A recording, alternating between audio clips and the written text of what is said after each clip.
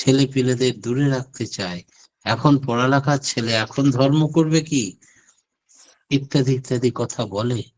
কত সাংঘাতিক মারাত্মক ক্ষতিকারক। মরণপন্থী হয়ে যদি ধর্ম হয়, তাহলে সেই চলন কি ঠিক হতে পারে? কিন্তু ধর্ম মানে যদি উজ্জ্বল জীবন, উদাত্ত অভ্যুত্থান হয়, ধর্মের মধ্যে যদি নির্বিচারতা, মূঢ়তার স্থান থাকে, তাহলে আমাদের ধর্ম সম্বন্ধে মানুষের এত সংশয় সৃষ্টি হবে না। তাই ধর্ম ধ্বজাধারীরা যদি যথার্থ রূপে দাঁড়াতে পারে পৃথিবীর বুকে, সমাজের বুকে, দেশের বুকে, দশের কাছে, তাহলে অপরেরও মঙ্গল হয়। তারা মঙ্গলকামী জয়যাত্রা শুরু করে। তাই প্রত্যেকটি মানুষকে ধর্মের প্রকৃত রূপ জানতে হবে এবং মানুষের সামনে বুক চিতিয়ে দাঁড়াবার ক্ষমতা রাখতে হবে। ধর্মের নামে বিকৃত বা ভুল ধারণা যেন মানুষের না হয়, সেগুলি নিরসন করা লাগবে। যেমন সর্বসাধারণের মধ্যে একটা ধারণা আছে, আমাদের কিছু করা লাগবে না, ভগবানের অহেতুক কৃপা সব সময় আমাদের উপরে বর্ষিত হবে, তাই আমরা অকেজো হয়ে, অপদার্থ হয়ে ঘরে বসে থাকবো, আর ভগবান মাথায় করে খাবার পৌঁছে দেবে। এমনতর ভুল ধারণার ফলে মানুষ অপদার্থ, অকেজোতে পরিণত হয়। তাই কৃপা মানে হচ্ছে করে পাওয়া। আমি যদি হাজারো জায়গায়, ভগবান শ্রীকৃষ্ণ নিজে সারা জীবন ধরে এক মুহূর্ত নষ্ট করতেন না, সব সময় ব্যস্ত থাকতেন। ভগবান শ্রীকৃষ্ণকে জিজ্ঞেস করা হলো, তোমার কিসের অভাব, তুমি এত কর্মঠ, বিশ্রাম যাও না, নিশ্চিন্তে ঘুমোতে পারো না? ভগবান বলছেন, আমি যদি 24 ঘন্টার মধ্যে 20 ঘন্টা ব্যস্ত না থাকি, তবে আমার অনুগামী শিষ্যরা পরবর্তীকালে তারা আরো বেশি ঝিমিয়ে পড়বে। তাই ধর্ম এবং কর্ম দুটোই প্যারালাল, রেল লাইনের দুটো চাকার মতো, দুটো সমান গতিতে এগিয়ে চললেই তবেই একটি মানুষের ধর্মীয় জীবন যথার্থ ও সার্থক হয়, তাছাড়া নয়। কোনোটা যদি বেশি করে দিনরাত নাক টিপে বসে থাকে কেউ, তাহলেও যেমন তার পেট ভরবে না, আবার যদি দিনরাত লেবারের মতো পরিশ্রম করে আর ধর্মের ধার না ধারে, তাহলেও সে আদর্শ জীবনের অধিকারী হয়ে উঠবে না। তাই ধর্ম এবং কর্ম দুটোকেই প্যারালালি রাখতে হবে আর সমান তালে এগিয়ে যেতে হবে, তবেই বিইং অ্যান্ড বিকামিং প্রকাশিত হবে তার চলন চরিত্রে। যে যথামাং প্রদত্ততে, ভগবান শ্রীকৃষ্ণ বলছেন, যে যথামাং প্রদত্ততে তাং তথৈব ভজাম্যহম। এই কথাটার মানে ব্যাখ্যা চাইলেন ঠাকুরের কাছে একদিন এক ভক্ত। ঠাকুর বললেন, ভগবানের আর এক নাম বিধি, তিনি বিধাতা। আমি যেখানে যা করব, বিধি, বিধাতা পুরুষ, তেমনি ভাবেই তার ফল বিধান করবেন। আমার সক্রিয় চাওয়াটা যেমন, আমার পাওয়াটাও তেমন। হিন্দিতে একটা বচন আছে, তুম জৈসা রাম কো তুমকো তৈসে রাম, ডাহিনে যাও তো ডাহিনে, বামে যাও তো বাম। এটা তুলসীদাসের কথা। দুটোর মানে একই। ভগবান শ্রীকৃষ্ণ যা বললেন, তুমি যেমন কর্ম করবে তোমার ফল তেমন ভাবে দৃষ্ট হবেন। সদ্গুরু বেওয়ারিশ, সদ্গুণ বেওয়ারিশ, এর মানে আদর্শে সক্রিয়ভাবে যুক্ত না থাকলে সদ্গুণগুলি নিজের এবং অপরের বিবর্ধনের রাস্তায় জঞ্জালের মতো হয়ে দাঁড়াবে। দূর, আমি 8টায় ঘুমিয়ে উঠি, আর এই দীক্ষা নিয়ে এখন ব্রহ্ম মুহূর্তে উঠে বসো, ধ্যান করো, প্রার্থনা করো, ইষ্টভৃতি করো, এ কত ঝামেলা। সেই জন্য মানুষকে আটকে রাখে এই অক্টোপাস, মায়ার কারাগারে বদ্ধ করে রেখেছে। মায়া মানে যা মানুষকে গণ্ডিবদ্ধ করে রাখে, গণ্ডি কেটে বিস্তারের পথে এগোতে দেয় না। সেই জন্যে সদ্গুরুর সদ্গুণগুলো প্রত্যেক অক্ষরে অক্ষরে পালন করতে হবে। একজন জিজ্ঞাসা করলেন, সদ্গুরু মানে বিকামিং, বিবর্তন, এর অন্তরায় হয় কি করে?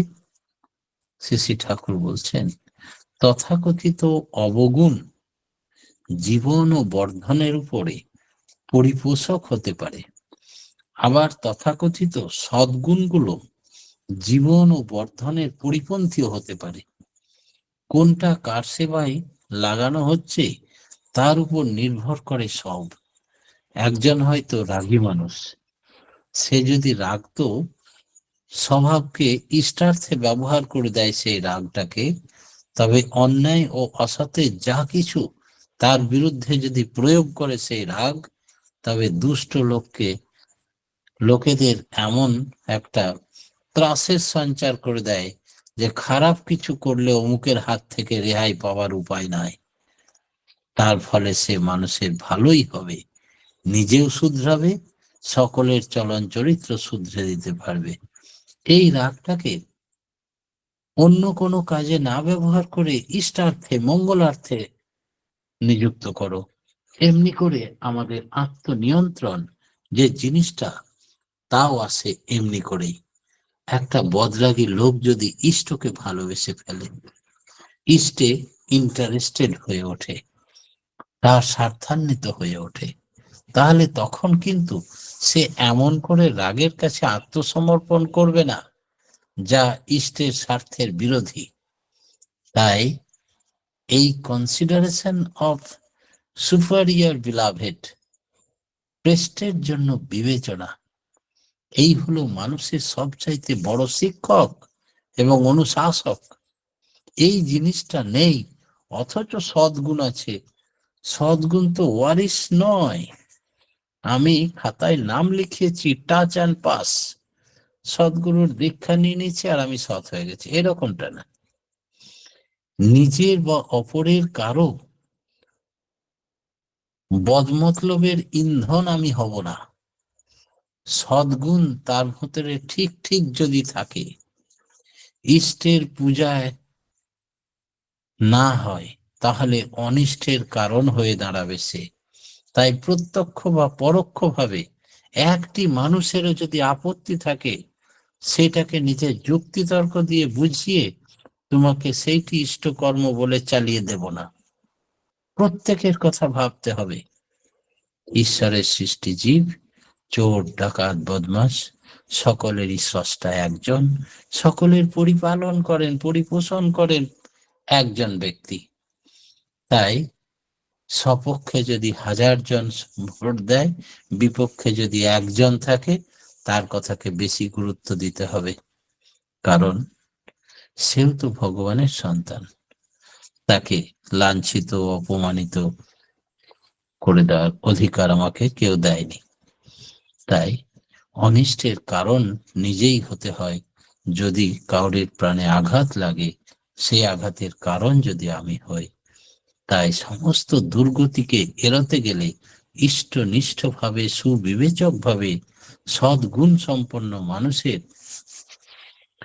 আচরণ করলে তবেই দুর্গতি নাশ হয়। কাল বিধ্বস্ত জগতে যদি কোনো জিনিসের কার্যকরী মূল্য থাকে, তা হলো কালাধীশ, যিনি তার প্রতি অনুরাগ এবং আনুগত্য থাকলে তবে এই ভুল ত্রুটিগুলো সে ধরতে পারবে, অথবা পারবে না। কালের কবল এবং মানুষকে বাঁচাতে পারে না। তাই যে ধারে ডগ ভরি সে ধারে গৌর হরি, এই ধরনের চালচলন বা সমর্থন মোটেই নয়। নিজের বিচার বিবেচনা, ইষ্টপ্রাণতা উপর নির্ভর করবে তুমি সকলের কথা কতটা ভেবেছ। তাই সর্বশাস্ত্রে ভক্তির এত ভূয়সী প্রশংসা করা হয়েছে। তাই পরাণ পাগল করে যাকে ভালোবাসে, তার প্রত্যেকটি সৃষ্টিকে সে ভালোবাসে সমানভাবে, সমান তালে, একটিকেও অবজ্ঞা করে না, অবহেলা করে না। ভক্তি থাকলেই সব এসে পড়ে। কিভাবে? জ্ঞানী যোগী পিল রহে সব মন কি ঘানি। জ্ঞানী যোগী বা কর্মযোগী যারা, তারা তো কালের প্রভাব অতিক্রম করতে পারেন। গীতায় ভগবান কি বলছেন? ত্রিভি গুণর্ময় বলছেন, ত্রিভি গুণর্ময় ভাবর ভি সর্বমিদং জগৎ মহিতং নাভি জানাতি মাবেভ্য পরমাব্যয়ম দৈবী হস্য গুণময়ী মম মায়া দূরত্বয়া মামেব যে প্রবদন্তে মায়ামেতাং তরন্তিতে। কি অদ্ভুত কথা! কর্ম দিয়েই হোক আর জ্ঞান দিয়েই হোক, শরণাগতি লাভ করতে হবে। আমার ইচ্ছায় জগৎ চলে না, লোক সমর্থন নিয়েও জগৎ চলবে না। আমার প্রভু প্রত্যেকের ঘটে ঘটে বিরাজ করেন। আমি তার সৃষ্টি, একটি সৃষ্টিকে আঘাত দিই যদি, আমি সেই আঘাত আমার জীবনে ফিরে আসবে। তার প্রতি শরণাগতি, ষোলো আনা সারেন্ডার না থাকলে সে এই ভুল ত্রুটি ধরতে পারবে না। তাতে যোগযুক্ত থাকতে হবে। তৎ সংরক্ষণী সক্রিয় আবেগ ও প্রচেষ্টা নিয়ে, তাছাড়া রেহাই নেই। তাই ভক্তি যোগ, কর্মযোগ, জ্ঞান যোগ, তিনটে যোগ এক যোগ না হলে হবে না। আর এই যোগের সূত্র হচ্ছে অনুরাগ, তার প্রতি প্রেম, ভক্তি, ভালোবাসা। এখানে কোনো রাগ, দুঃখ, অভিমান, অহং এর প্রতিষ্ঠা করতে গেলেই তার পতন নিশ্চিত। তাই সব যোগের এক যোগ ভক্তি যোগ। ভক্তির সঙ্গে সঙ্গে আছে ভজন, সেবা। नाम भुजे जा काम किए जा न किसी का डर है इस दुनिया सब मुसाफिर न किसी का घर है কবিরদাস। সব সময় নামে মত্ত থাকতে হয়, ভজনে যোগযুক্ত থাকতে হয়, তাহলে তার মদত্ব, অহং প্রতিষ্ঠা হয় না, ভুল ত্রুটিগুলি ধরা পড়ে। এইখানে এসে পড়ে কর্ম। কর্মের আগে পাছে জড়ানো আছে জ্ঞান। তার বুদ্ধির গণ্ডির বাইরে যখনই কর্ম করে ফেলে, তখনই তার কর্মফল ভোগ করতে হয়। কর্ম করতে গেলেই মানুষকে জানতে হবে কিভাবে, কোন বিধিতে কর্ম করলে সে কর্ম সুকর্ম ফলপ্রসূ হবে, পৃষ্ঠের পরিপোষণ, পরিরক্ষণ হবে। আমার পিতা, তার 5টা ছেলে। একটা ছেলে কমজোর, 4টে ছেলে খুব জোরে গলা ফাটায়। সেই ছেলেটাকে মুহ্যমান করে দেয়। আমি যদি তাদের সঙ্গে সুর মিলাই, তবে কি বিধাতা খুশি হবেন? কখনো না। বরং কমজোর ছেলেটাকে যদি আমি হাত ধরে তুলি, বিধাতা সব থেকে খুশি হন। ওই বিধি জেনে নিয়ে যেভাবে কর্ম করতে হবে, সেইভাবে কর্ম করলে আবোল তাবোল হবে না তার জীবনে। আবার কর্মনিশ্চিত অভিজ্ঞতা থেকে গজিয়ে উঠবে আরো তারও বাস্তব জ্ঞান। তাই ভক্তি, কর্ম, জ্ঞান অবিচ্ছেদ্য। প্রত্যেকটি যোগের পক্ষে ভক্তি, কর্ম এবং জ্ঞান অনিবার্য এবং একে অপরের সঙ্গে যোগযুক্ত, অপরিহার্য। ইষ্ট বা ভগবানকে ভালোবাসি, অথচ চার জন্য কিছু করি না।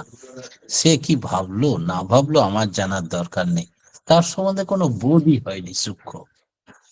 কি করতে হবে তাও বুঝি না, নিজের অহং প্রতিষ্ঠার কথা শুধু বুঝি, তার প্রকৃত জ্ঞানই হয়নি। তার মানে আমি তাকে ভালোবাসি না, তার সঙ্গে আমি যোগযুক্ত হতে পারিনি। আমি যুক্ত আমার প্রবৃত্তির সঙ্গে। তবে এক একজনের অ্যাপ্রোচ এক এক রকম। কারো হয়তো কাজের দিকে ঝোঁক বেশি, সে কাজকর্মই পছন্দ করে আর করেও থাকে তাই।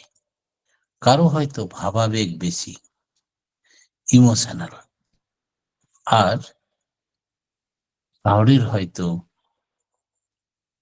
ভাবস্ফীতি যাতে হয় সেই রকম নাম গুণকীর্তন মাতোয়ারা হয়ে থাকতে ভালোবেসে পছন্দ করেন।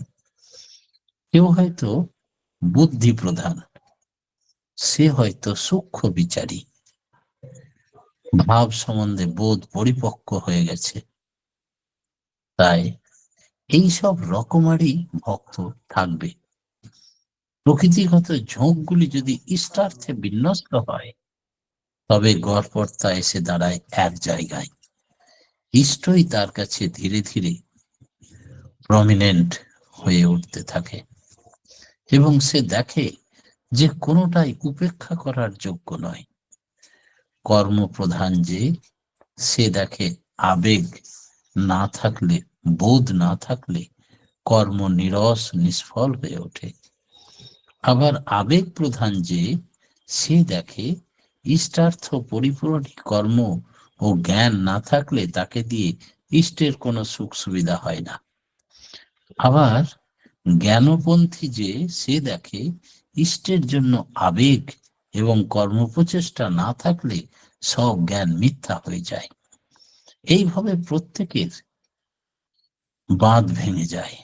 ভক্তি কর্ম জ্ঞানের সমন্বয়ে সহজ মানুষ হয়ে ওঠে পৃথিবীর বুকে, অবশ্য যদি সে অকপট হয় তবেই।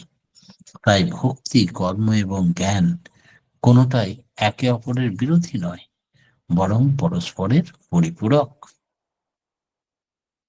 ইষ্ট সম্বন্ধে উইথ বিং, সত্তা সহ ইন্টারেস্টেড, স্বার্থান্বিত হয়ে উঠলে এমনতর হয়ে ওঠা ছাড়া দ্বিতীয় কোনো পন্থা থাকে না।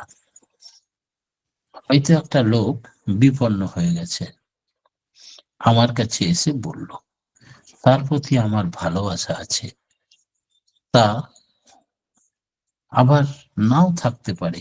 কর্তব্যের খাতিরে তাকে যতটুকু উপকার করার করলাম, কিন্তু দায় হয়েছে তাই করলাম। কয়েকদিন পরে তার কিছু করতে থাকো, ধীরে ধীরে মানুষটার প্রতি একটা মায়া জন্মে যাবে। তখন ভাববে আরো কিছু করা যায় কিনা লোকটার জন্য। এইভাবে অবস্থার পরিবর্তন হবে, মনে স্থান করে নেবে। 5 জনের সঙ্গে যুক্তি বুদ্ধি করে কিভাবে তার উন্নতি করা যায়, এমন ভাবে পারস্পরিকতার মাধ্যমে তাকে দাঁড় করানো জীবনে। এই যেমন মারোয়াড়ি সমাজে আছে, তেমনি সব সমাজে ঠাকুর আমাদের আর্য সমাজ বলছেন, আমাদের সৎসঙ্গী সমাজেও যেন এই ভাব থাকে। তাতে পরমপিতা খুশি হন। কর্মকে আশ্রয় করে সেই পথ বেয়ে তার সম্বন্ধে আবেগ ও জ্ঞানের সৃষ্টি হবে।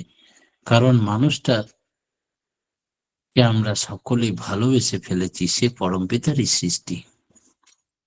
তাই এক সূত্রে আমরা বাঁধা।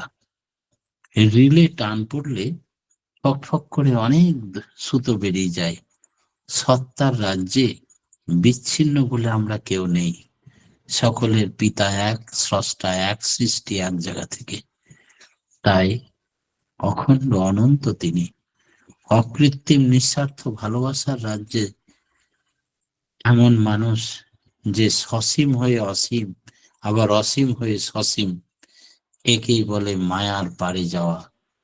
রবীন্দ্রনাথ ঠাকুর বলছেন, সীমার মাঝে অসীম তুমি, বাজাও আপন সুর, আমার মধ্যে তোমার প্রকাশ, তাই এ মধুর। শ্রী ঠাকুর খুব অ্যাপ্রিসিয়েট করতেন এই কথাটা, বারবার শুনতে চাইছেন। বললেন, সীমার মাঝে অসীম তুমি, বাজাও আপন সুর, আমার মাঝে তোমার প্রকাশ, তাই এত মধুর। কত বর্ণে, কত গন্ধে, কত গানে, কত ছন্দে, অরূপ তোমার রূপের লীলায় জাগে হৃদয়পুর। তোমায় আমায় মিলন হলে সকলই যায় খুলে, বিশ্ব সাগর ঢেউ খেলায় উঠে তখন দুলে। তোমার আলোয় নেই তো ছায়া, আমার মাঝে পায় সে কায়া, হয় সে আমার অশ্রু জলে সুন্দর বিধুর। অপূর্ব ঠাকুরের, এই রবীন্দ্রনাথ ঠাকুরের এই গানটি বারবার শুনতে চাইতেন শ্রী শ্রী ঠাকুর। তাই আমাদের প্রত্যেকের মাঝে তিনি অসীম, তারই সুর শুনতে পাওয়া যায়। পরম পিতার রাঙারাতুল চরণে প্রত্যেকের সার্বিক মঙ্গল প্রার্থনা জানিয়ে আজকের মতো আমার ক্ষুদ্র বক্তব্য এখানে শেষ করলাম। জয় গুরু। জয় গুরু দাদা। আমরা আজকে খুব সুন্দর আলোচনা নিয়ে শুনলাম যে সবাইকে নিয়ে বেঁচে থাকার নামই হচ্ছে ধর্ম। তার বিধিবিধানগুলো মেনে চললে শারীরিক, মানসিক, আর্থিক, চারিত্রিক উন্নতি লাভ হয়। কৃপা পেতে হলে করতে হবে ধর্ম ও কর্ম একসঙ্গে করতে হয়, ভাব অনুযায়ী লাভ হয়। ইষ্টকে ভালোবাসলে প্রবৃত্তিগুলো নিয়ন্ত্রিত হয়। সবসময় নামে যুক্ত থাকলে ভুল ত্রুটিগুলো ধরা পড়ে। ইষ্টার্থে কর্ম করলে জ্ঞানের উন্নতি হয়। পরমপিতার সন্তান আমরা, তিনি অসীম, তিনি অনন্ত। খুব সুন্দর আলোচনা আমরা শুনলাম, প্রত্যেকেই সমৃদ্ধ হলাম। পরমপিতা রাঙারাতুল চরণে আপনার এবং আপনার পরিবার পারিপার্শ্বিকের সবার সুদীর্ঘ নিরোগী সুচ্ছল জীবন কামনা করি। জয় গুরু দাদা, ভালো থাকুন। আর কালকে সৎসঙ্গের ঘোষণাটা একটু করে দিন। জয় গুরু। আগামীকাল আমাদের বিশেষ প্রভাতী সৎসঙ্গ, প্রতি সপ্তাহে রবিবার নাম ধ্যানের পরেই একই লিঙ্কে আপনারা ঘরে বসেই একেবারে দেওঘরের মতো উৎসবের আমেজ অনুভব করতে পারবেন। সানাই বাদ্য দিয়ে শুরু হয়, তারপরে প্রভাতী কীর্তন, তারপরে প্রার্থনা সমবেতভাবে প্রোগ্রাম দেওয়া আছে লিঙ্কে। কেউ না পেয়ে থাকলে জানাবেন। আর আমাদের সঙ্গে যিনি আছেন তিনি অত্যন্ত বিদগ্ধ, তার ঠাকুরের সঙ্গ করা মানুষের কন্যা। তিনি তার মায়ের বিভিন্ন ঘটনার কথা উল্লেখ করবেন। ঠাকুরের সঙ্গে অনেক দিন তিনি থেকেছেন, অনুভব করেছেন, ভক্ত মানুষ। তার লেখনী অনেক প্রকাশিত হয়েছে ছদ্মনামে। সমস্ত ঘটনাই কালকে নিজে মুখে শুনতে পাবেন। সকলকে শেয়ার করে দেবেন, কেউ যেন বঞ্চিত না হয় অমৃতবাণী থেকে। আমরা সকলেই অমৃত পথযাত্রী, অমৃতের সন্ধানে বেরিয়েছি। তাই ভালো কথা, ভালো সঙ্গ, সৎসঙ্গ আমাদের জীবনের উদ্দেশ্য। তাই যতটি লিঙ্ক আছে আমাদের প্রত্যেকের, সব লিঙ্কেই শেয়ার করে দিন, সকলকে নিয়ে করে সবাইকে ছড়িয়ে দিন ইষ্টের কথা। এই প্রার্থনা ঘোষণাটি শেষ হলো। জয় গুরু।